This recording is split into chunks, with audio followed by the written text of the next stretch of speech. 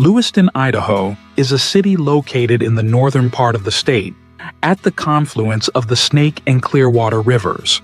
It's known for its unique geographical features and historical significance, including being the oldest city in Idaho and serving as a key stop for the Lewis and Clark expedition in the early 1800s. What makes Lewiston particularly notable is its inland port, the Port of Lewiston, which is the most inland seaport on the west coast of the United States, located about 465 river miles from the Pacific Ocean. How the Port of Lewiston connects to the ocean. The Port of Lewiston connects to the Pacific Ocean via the Pine, Snake, and Columbia rivers, making it part of a major inland waterway system. This system allows for the transport of goods from inland areas like Idaho to the ocean, and from there to international markets. Here's how it works. 1. Snake River. The Port of Lewiston sits on the Snake River, which is navigable due to a series of locks and dams.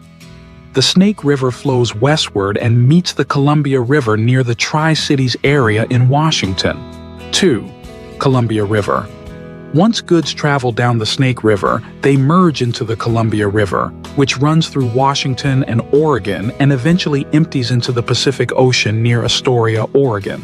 3. Locks and dams. The ability to navigate these rivers is made possible by a series of locks and dams along the Columbia and Snake Rivers. Key dams on this route include the Lower Granite Dam, the Little Goose Dam, the Lower Monumental Dam, the Ice Harbor Dam, and further down the Columbia, the McNary Dam and the Bonneville Dam. These locks allow barges and vessels to bypass the dams by adjusting for the different water levels, making it possible to transport goods to and from Lewiston. The significance of the Port of Lewiston. The Port of Lewiston serves as a key hub for transporting agricultural products, primarily grains such as wheat, which is one of Idaho's largest exports. Products are loaded onto barges at the port and then shipped downriver to the Pacific Ocean, where they are loaded onto larger ships for export to international markets, especially in Asia. Other products like lumber, paper, and manufactured goods also pass through the port.